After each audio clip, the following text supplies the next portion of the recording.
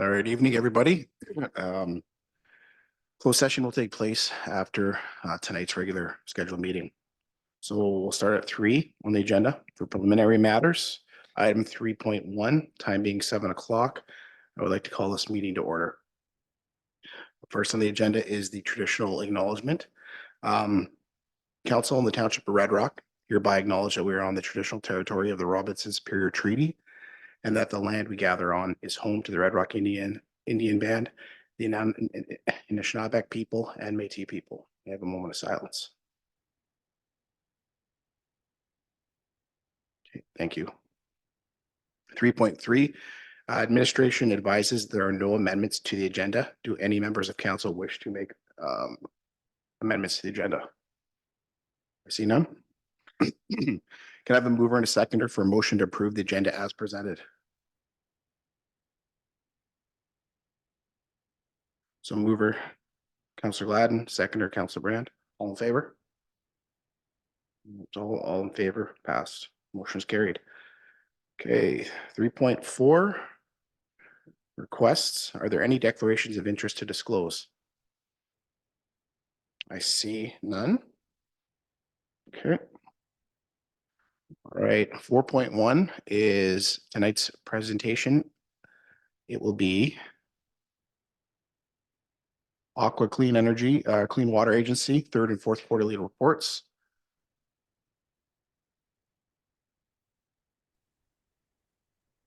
Good evening. Good evening. I'll start with Q3. Water treatment plant flows. In July, we had a total water flow of 6,942.6 meters cubed. Daily average flow was 223.95 meters cubed per day. Daily maximum flow for July was 279.08 meters cubed per day. In August, the total water flow was 7,803.67 meters cubed. The daily average flow was 251.73 meters cubed per day. And the daily maximum flow was 306.27 meters cubed per day. In September, the total water flow was 8,105.17 meters cubed. The daily average flow was 270.17 meters cubed per day. And the daily maximum flow was 363.20 meters cubed per day. And the total treated water year to date was 60,805.63. For the wastewater treatment plant flows, in July, the total effluent flow was 10,490 meters cubed. The daily average was 338.39 meters cubed per day, and the daily maximum was 434 meters cubed per day. In August, the total effluent flow was 9,291 meters cubed. The daily average effluent was 299.71 meters cubed per day, and the daily maximum effluent flow was 381 meters cubed per day. In September, the total effluent flow was 8,963 meters cubed. The daily average was 298.77 meters cubed, and the daily maximum was 370 meters cubed per day. And the total effluent flow year to date was 155,747 meters cubed.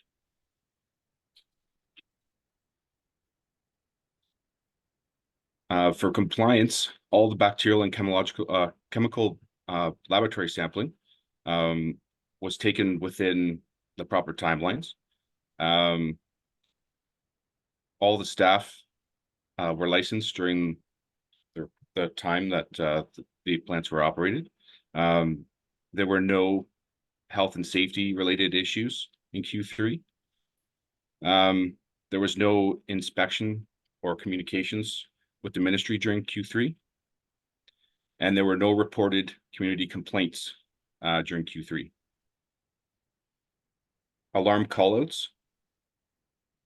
On the 9th of July, there was a callout due to a structure fire. On the 14th of July, there was a power outage callout. On the 6th of August, a low pH alarm.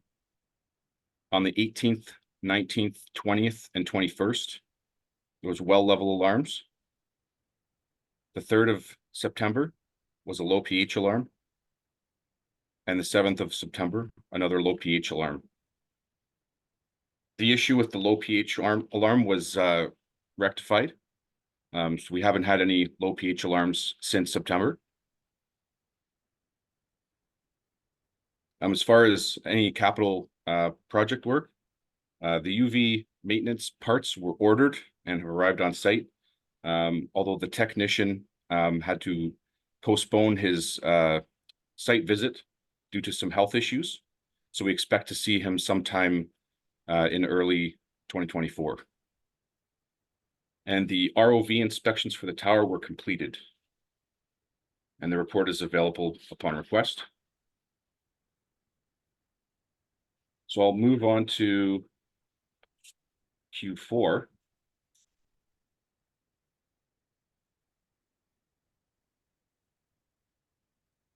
The water treatment plant flows for Q4 in October. The total water flow was 7,898 or 89 rather, 0.62 meters cubed. The daily average flow was 257.73 meters cubed per day. The daily maximum was 274.52 meters cubed per day. In November, the total water flow was 6,994.15. The daily average was 233.14. The daily maximum was 278.77. In December, the total water flow was 6,534.04. The daily average flow was 210.78. And the daily maximum flow was 243.77 meters cubed per day. And the total treated water year to date was 82,323.45 meters cubed. For the wastewater treatment flows, the total effluent flow for October was 8,821. The daily average was 284.55. The daily maximum was 345. In November, the total effluent flow was 10,731 meters cubed. The daily average effluent flow was 357.7, and the daily maximum effluent flow was 501 meters cubed per day. In December, the total effluent flow was 10,618. The daily average effluent flow was 342.52, and the daily maximum flow was 1348 meters cubed per day. The total effluent flow year to date was 185,917 meters cubed.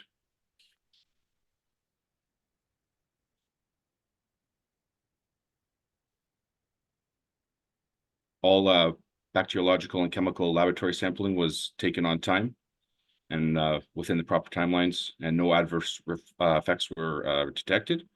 There were no health and safety related incidents in Q4. There were no communications with the ministry or inspections in Q4. There were no community complaints or concerns reported during Q4. And no callouts were reported from October to December. As far as the capital project work, very similar to Q3. No real changes there other than a pending clarifier drive repairs that we're waiting on there.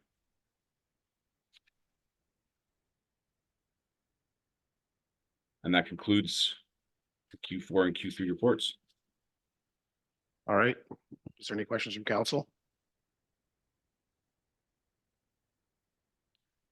Patrick, just during the fire, was there a need for more water to go in, or is that just a precautionary? And do you know how many meters approximately were used? Was did it put us in a bit of a situation where there was, any shortages? Those details I'm not sure of at the moment, but what I can do is I can get you those details and send you an email with more specifics to that particular moment. Okay, yeah, I'm just curious, just pure curiosity, how much water gets used during, and then exactly, obviously the water plant Yeah, itself. no, it's a great Just question. curiosity. I mean, usually in times of fires, depending on the intensity and the amount of water needed, of course, you would have a higher usage during that time. Um, it doesn't appear that that had much effect on average. Looking at the numbers through July to September, your averages are pretty similar. So even the highest flow in July was only 279 meters cubed, which isn't the highest you've had that quarter. The highest was 363, and there was no fire in September. Right. So it really depends on usage, daily usage plus, whatever the emergency would call for. Yeah, yeah, definitely just a little rundown, because obviously if it's going to be a dry year this summer, it'd be nice to know how much water we can kick out if there's more than one hydrant going in the event of. Awesome. All right, excellent. Thanks, Yeah. Eric. Any other questions from council? No. All right, Patrick, I thank you for your time tonight. Have Thank a you good for having me. Thanks again. Take care. All right, is there a mover and a seconder for a motion to accept the third and fourth quarterly reports for the water treatment and wastewater treatment plants? Mover, second, okay. Moved by Councillor Gladden, second by Councillor Brand. All in favor? The motion is passed. Carried. Okay. All right, 5. Open and closed session meeting minutes in the last regular meeting, February 5th, are item 5.1 of the agenda. Are there any errors or omissions to note in the open session minutes? If not, may I have a mover and a seconder for a motion to approve the open and closed session minutes? All right. Moved by Councillor Brand, seconded by Councillor Gladden. All in favor?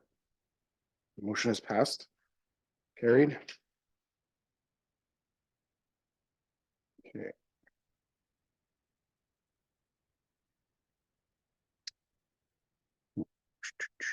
All right.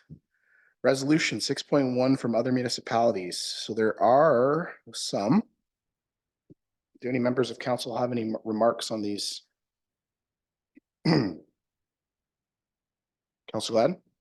Yeah, I'm in agreement that the Ogra and Roma should be once again combined just for cost savings for municipalities. Yeah, I totally agree as well. Been to both now, and yeah, they can definitely be combined for sure. Councillor Brand, any comments? Okay. Okay. All right, so a letter to support that. Do we have a mover and a seconder for a resolution to support? Okay, moved by Councillor Brand, seconded by Councillor Gladden, and motion is all in favor? Okay, motion is carried. That will go in. Okay, the Renfrew. The Renfrew affordability of water and wastewater systems. I don't know if that's on next. Is that part of the? Yep, that's right next. Yeah. Okay. So is there a motion to support the correspondence from the County of Renfrew regarding affordability of water and wastewater systems? Motion to support. Okay. Do I have a seconder? Okay, seconder. So motion, put all in favor? All in favor. Motion is carried. The mover was Councillor Gladden and the seconder was Councillor Brandt on that note. 6.2. do need my glasses.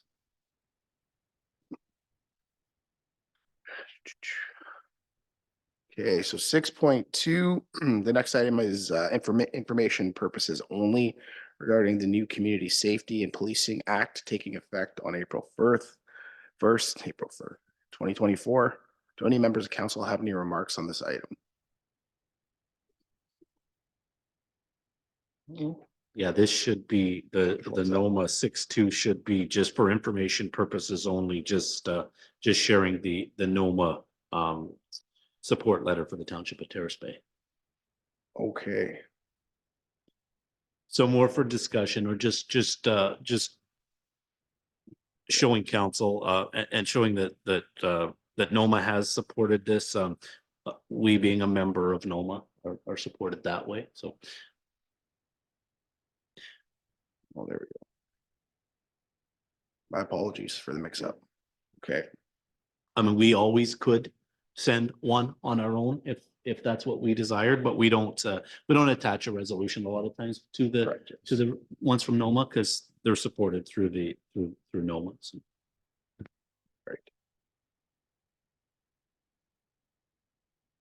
Does it give any extra weight if we as a township were to send a letter of support? I mean, it always could, I guess. It's a hard one to answer, but we certainly could as a township if that was the desire. We could bring that back or with direction, draft up one to bring back to the next meeting to approve by resolution, if that's what council wanted. Yeah, sorry, I made the error on there. Yeah, is that a desire? I think that this is fine for now, and then we could take a next step if nothing is addressed by Okay. Minister Smith. Okay, all right. So I agree, we'll wait on that and bring that back to see what happens there. Okay. 6.3 is for discussion purposes only regarding a request for donations from the Red Rock. No. I do. Okay. I'm going to scrap this. Again, would just be Yeah. the update from the board. DSAB update. Okay, yep. All right. 6.3, I'm gonna roll with these here. Okay. All right, information purposes, any questions, comments? Okay. No? Okay. Rip through here.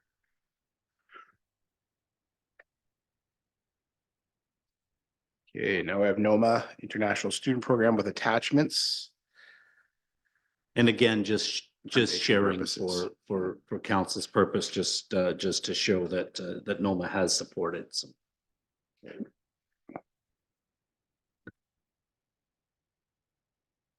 Okay. All right. So now.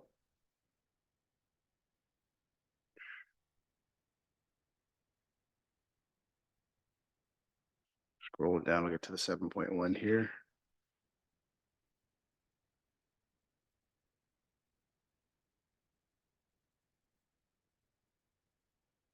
All right, library board.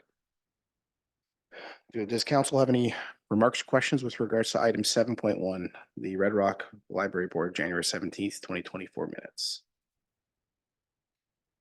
None? Okay. All right. We should have a resolution here to accept them. Nope. Yeah, mover seconder. Do we have a mover or seconder for the minutes? Okay. Councilor Gladden, move. Second, Councilor Brad.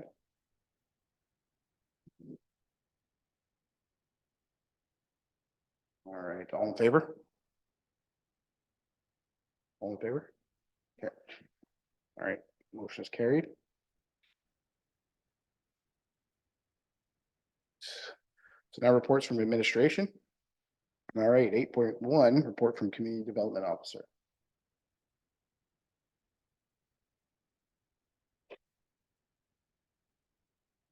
All right.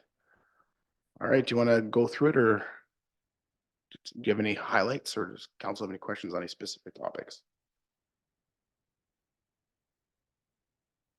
Council has any questions, I'd be happy to answer them. The big one is that the main work on our bridge repair has been completed, so there is just some site cleanup that will be taking place in the spring. So we got that portion done, and we'll be looking at the next set of repairs to be completed on the bridge this upcoming season. As part of our NORTS funding. So there's a couple other pieces that would be done. The exact extent of that is yet to be determined.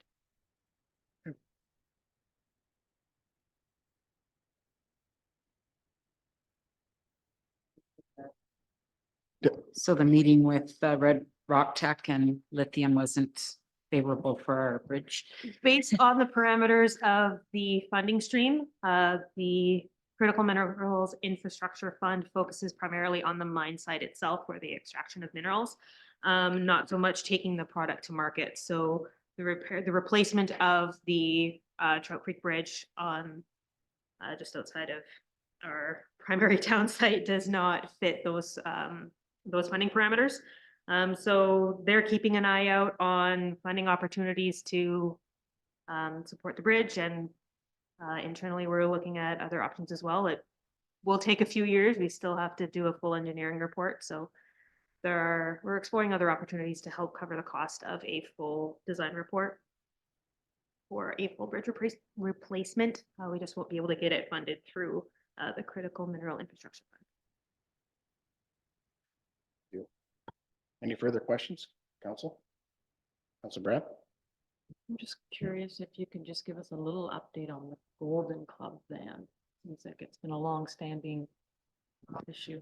So I haven't heard any updates from the Golden Club themselves. So I basically just in my role provide them assistance when it comes to the writing the application, doing the reporting requirements if they need it. So I tend to just help in the early beginning stages, helping to get all of the pieces together.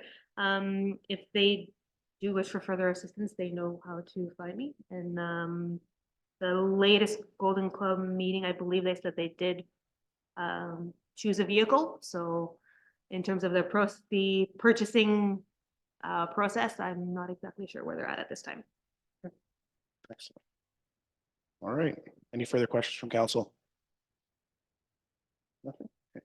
All right. Thanks, Ashley. You have one more? Okay. You this. Yeah, but it's been doing it. So it's just gonna. Yeah. Can I have a mover and a seconder? All right. Councilor Brand, Councilor Gladden. All right, all in favor? Okay. Thank you.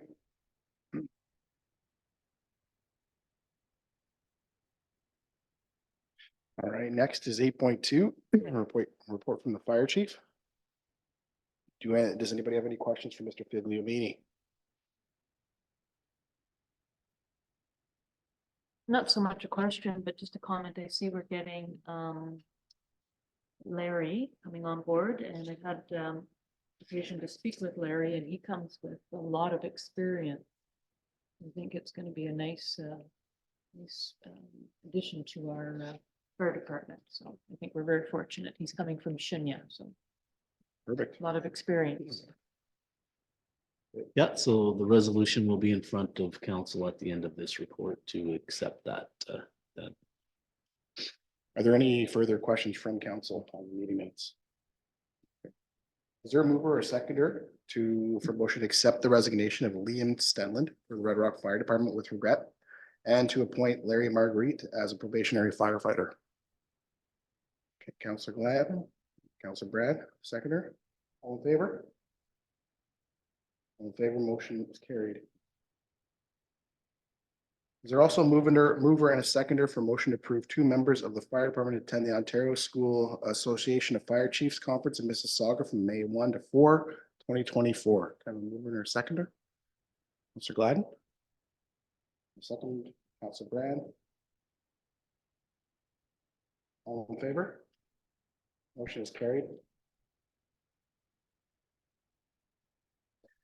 May I have a mover and a seconder to accept the report? Counselor Gladden, Counselor Brand, all in favor? Motion is carried. All right. Point 3. CAO activity report. Would you like to just have the floor and ask questions after? Mr. Figlinini? Yeah, if there's any questions based on anything you see in the report, I can address those.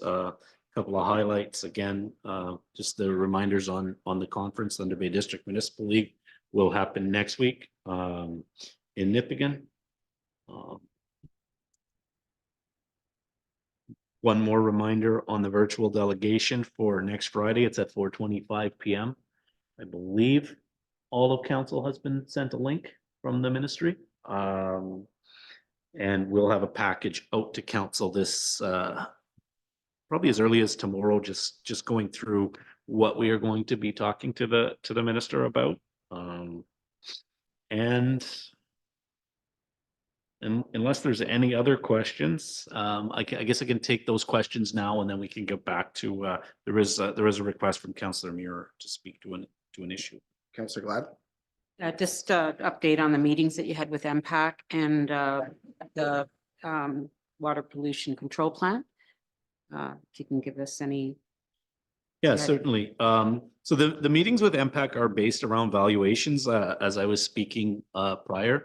The meetings are driven at this point by the increase in the new valuation for our new plant. So we're trying to work through some of the process there, and looking at options of what or if there's something we can do. And whether they're accurately registered on that end, which we're finding they are. I think why it was a red flag at this point is the significant increase in value. So that jumps out at you. So we're working on that with MPAC as well as with MMAH, just to look a little further into that and where we can go with that. Water pollution control plant. So this was a meeting that both Ashley Davis and I sat in this week. We're very close. So obviously our plant has been in production for almost 2 years now, but the project is still open. So there's still deficiencies and a list of deficiencies with the project. We've also got the final piece of tying in the lift stations, which is actually starting this week. So that's good news. And then the final completion of the project based on the expiry date and the reporting, which will be a significant part to the project as well. So so we met with members of the province and the feds this week, just to go over the project deadlines, the deficiency lists, and kind of a timeline as to what we predict to be done. We're using March 31st of 2024. So for completion of the lift stations. And then we've been granted an extension of, I believe it's March 31st of 2025, which we could go to. We're not seeing that we will need that. And we're looking at a projected completion, having the project off our books by the end of June of 2024. That's our goal. So. All right, any further questions? I'll go right into the hockey. Yeah, for sure. Okay. Yeah. So obviously, Red Rock doesn't have hockey at this time, and it's something that I think we need to, take a look at. There's a lot of kids in town that probably are a little hesitant to play the sport because of the travel required, the funds required. I'm thinking that if we could start a local league next year, obviously it's too late now, but gives us time to work on it over the summer for sponsorship. Take more of a grassroots approach, a house league with skills, like a focus on building of skills. There's coaches around, there's people that can play the game around still, and there's a lot of kids that are at different levels. And it's one of those things where I think if the township's looking at getting something started. I think over the summer is the way to start building up some skills with the kids. So when we get that ice in, they can focus on skating. They don't have to worry about the stick handling. We can kind of maybe start something August, but start getting the word out there and start going, putting something together and forming a committee and moving forward on that. So our, you know, and then hopefully that'll lead back into someday, Red Rock minor hockey starting back up. But at this point in time, just getting all the kids introduced to the game. I'm hoping that council can give the blessing for that, or we can table it to next meeting as well too, when Councillor Robinson and Mayor Robinson and Councillor Smith are here. But it's something I want to try to work on this summer, start getting volunteers going so we have that rink filled next year and the kids are starting to play again.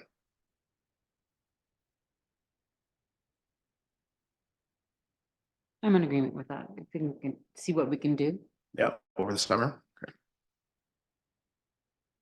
You have any kind of formula as to like who you're looking at or who would help? Sure, like anything yet in the works? behind the scenes? I've already reached out to some of the younger kids. I mean, they're But as volunteers and.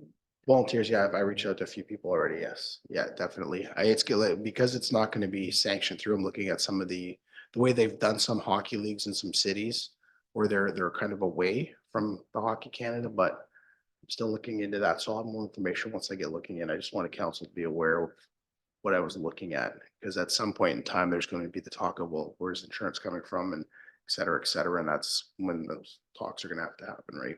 Because again, you could start a hockey league and start charging everybody tons of money, but it's going to be a house league. It's going to be a local league. So I'm hoping we can look at, you know, a heavy sponsored type league for the local kids. So that's kind of the plan.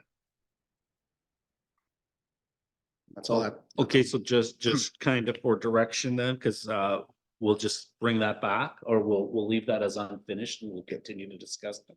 Yeah. Because, that's enough direction then, I think, to take it at this level. Yeah. And just some clinics as to how to skate or whatever. It doesn't even have to be into hockey. Just get people into the arena. Yeah. I mean, this would be the start, right? Getting the kids out, because I know this year, you know, I watched the kids and some went out, but then we did the skate program, and there's I think a big barrier for hockey is the travel up here, and it's the cost to play. So yeah, I don't know why the sport's gone this way with the cost. Like even a hockey stick's ridiculous price. They kind of just made it so that everybody can enjoy the game. And I think we have to get back to that, especially with our arena there. We're gonna get back to making it a game accessible to everybody. So I think if we could look at doing that. Councilor Brand? Would you consider maybe even in the, some point in the summer having, like say ball hockey going on in there to get the kids at least interested in coming out? Yeah, Would I that mean, work? yeah, if the kids can learn how to do some of the soft skills off the ice prior to getting on the ice, then yeah, you can focus your time on, you know, the skating. And 'cause I know a lot of the time kids just want to get the puck and start shooting the puck around, but they still need to work on their edges and skating for sure. Yeah, we can certainly keep the discussion going. I think you probably hit on one of the items that comes to mind right off the bat is registration through a board, through HNO, and or insurance. But certainly we can look at the options for sure. I think that's a great way to start. We look at that, we gather some information, and yeah, quite possibly we can look at some introductions to the game, whether that's in a ball hockey format or some kind of format. So we'll take the lead based on Councillor Muir at this point, looking into some information, keeping in contact, and we'll keep the discussion going for sure. Awesome. Appreciate it. All right. Thanks, everyone. All right. So we have nothing else from the report. Can I get a mover and a seconder to receive the report? Moved by Councillor Brand, seconded by Councillor Gladden. All in favor? Boom, gets carried. Uh-oh. Okay, 8.4. Report on removal of declaration of surplus properties. So item 8.4 is a report on the removal of the previous declared surplus. Do members of council have any questions for Mr. Figliomini? Councilor Brand? We're moving them from surplus to non-surplus, does that mean that if anybody was interested, they couldn't purchase it? It would mean that a solicited offer can still happen, and that would be at the discretion of council. Just as a general highlight, as we did a kind of an overview of our current listings, we found these three properties had various reasons, each of them their own, to not sell. As one note, the three properties in the resolution will speak to it, but the one that's listed as 10 Rankin Street is how it was listed on the sales listing. It's actually 1 Rankin Street. So the report is the resolution will reflect that. So noted in the report, this 10 should be 1. And the reason behind that one is the township infrastructure runs right through that property. So that's a pretty standard reason. We declared this one a long time ago and just did a study or looked into a little closer and realized that we hadn't taken it off. So that's why that one's there. Parcel 12-300 on Highway 628 is an irregular sized small lot that really doesn't meet the requirements for building. There's a process there that we could make that by combining 2 adjacent lots, but at this point, that one doesn't meet the actual building requirements. So we recommend that one coming off. And then of course, 51 Sauls, which is the old vault, which we're actually in talks with the chief building official to come in and take a good look at that building now and give us a kind of a move forward report on that. So all 3 being listed or delisted, I guess, as surplus properties. And again, then if we did have an unsolicited offer to answer your question again, I mean, that would come back to council as that. So.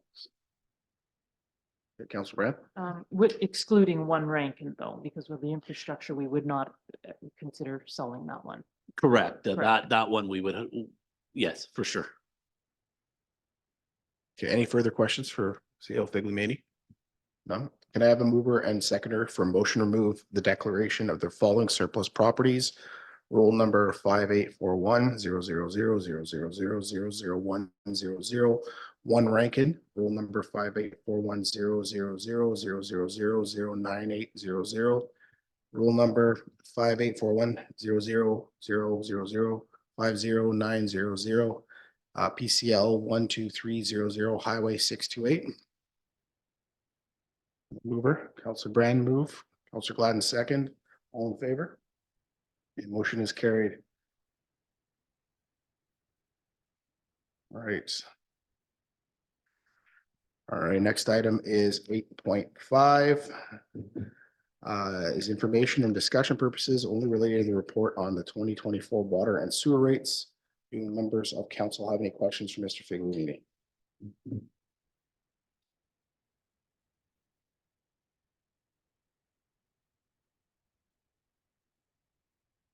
Question, Councilor Brand? So this is just for our information. This is not moving forward at a 5% increase. It is not. No, this is exactly that. So it's up for council's discussion. So we take direction from council. What we are recommending is to follow the 5% based on our water and sewer rate structure projection that was undertaken in 2021. Remembering that in 2021, when the study was done, it was done under our current facility and an estimate of our new facility. So we've since come to know that the estimate on our new facility is nowhere near what is reflected in the study, which is why if you look at the numbers, we are ahead of our projections, which is a good thing in my opinion. And that's why we've brought the recommendation to you and hopefully can bring that back with a decision of council to be passed by resolution next meeting. What I will highlight on these numbers is the fact that the township is still significantly operating these facilities at a loss. And that loss is projected to be substantial at this time. I mean, it's still a loss. This enables us to keep up with hopefully getting to the point that, I mean, I think it went to 2041 was the actual study that shows you that you're making progress on that. It speaks to the resolution at the beginning of the meeting. We're not alone. You know, small rural communities are significantly struggling to operate water and wastewater facilities. And again, these numbers, they show that that what needs to be done in order to just kind of tread water at for lack of better words. So, but it's the discussion of council. The timing is essential because your quarterly bills will go out in the, you know, and so that's why we've brought it to this meeting, which is available to come back to next meeting with a direction from council. Council Brand? So I kind of have two-part questions. So last year we increased by 14% and now we want to increase another 5%. We have a lot of seniors in the community. I took a look at my water bill. I pay $190.13. 175 of that is strictly for the base rates. How are seniors going to afford these increases when they're on fixed incomes? Yep. Second part of my question is this something that we can look at through the budget process?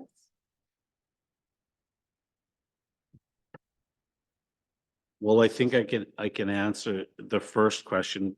Of course, we understand that there's people that struggle for sure. But what we're showing you is the projected costs dealing with water and sewer. And if you look at the holistic picture of it, I mean, as you charge the users a little bit more, you don't pull from non-users or from taxation, because we all know we have to pull from taxation for infrastructure as well. So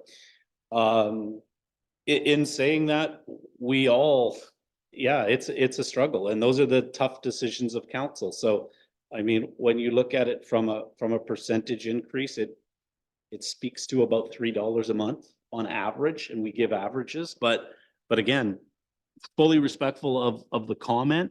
But what we have to do is provide you with a projected plan for the future. And that's what we're doing based on the rate study that was performed in 2021. Again, without all the information based on the new facility, is why we directed, or why we brought a 15% increase last year as a catch up. That might be something that you have to look at every third or fourth year. I mean, based on where you're going. In order to be, the way the act works, the way it works is your facilities are supposed to be revenue neutral. We all know that in a small community, that's a tough piece. And the second part of the question is through a budget process. Well, we know where we currently stand with revenues and expenses on budget. So when we got this number to budget, we would use whatever council directed us for water and sewer. So that's how it would affect your budget. If you went in with 0%, we'd know, okay, well, we're still going to basically work off the revenues and expenses for last year. So really this comes before the budget, because your water and sewer rates, they precede the budget numbers. I mean, in this particular case, not all the time. I mean, sometimes you may be able to bring budgets out a lot earlier in a year. We're nowhere near that this year with some of the things we've got going on. So, but in saying that, if you collect more from your users in water and sewer, in essence, you're going to collect less from your users based on taxation to fund the same project. Yeah, unfortunately, our water plant is servicing 850 people. Should be servicing a lot more than that.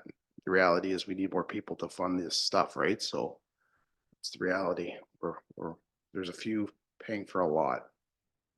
There's only a few of us, so remembering, like, as I said, we bring you the projections and the recommendations based on what we see in operations. The decisions of that are with council, and that's why we put a chart together that shows you, you know, as low as 3%, we figured starting there, pretty well an inflationary number, and it goes as high as 15. And the recommendation we're using right now is 5. So. Any further comments or questions for Mr. Figliomini? Okay, so let's come back next meeting for the vote. Yeah. Okay.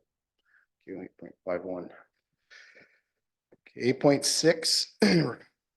8.6. Report on arena closure. This is for information purposes. Mr. Figliomini, do you want to give us a quick brief? Yeah, just bringing to council's attention that, I mean, our last day of usage will, we've decided on March 16th, if, unless council has a different direction, for us at this time. We've had a relatively successful year, I think. You know, the arena got usage. It certainly doesn't get the usage that you'd get with hockey, which we spoke about earlier, or figure skating or other programs like that. But I think it does add value. So we're looking at this will essentially bring us through the March break, and then we would start shutting the plant down. I think it's that Sunday, and move towards that. Any comments from council? I know I got my legs back this year because the ice was open. So Phil Kessel inspired me. Nobody called me though for any tryouts. So thanks for keeping it in. If there's no further comments, we'll pass on this one. To number 9, bylaws, we have none. 10, business, there is no new business. Unfinished business, 11. CO Figliomini, do you have any updates on 11.1, 11.2, or 11.3 at this time? Not really, other than the fact that communication is happening on 11.1, 11.2, and 11.3, and we'll have more information for council. Hopefully on each and every one of them in the very near future. Okay, perfect. Any questions or comments from council related to any of the unfinished business? See none. Okay. Up next is 12.1. Closed session portion of the meeting. May have a mover and seconder to go into closed session under the authorities as printed in the agenda. Councillor Brand is moving, seconded by Councillor Gladden. All in favor? The motion is carried. 7:48 is the time.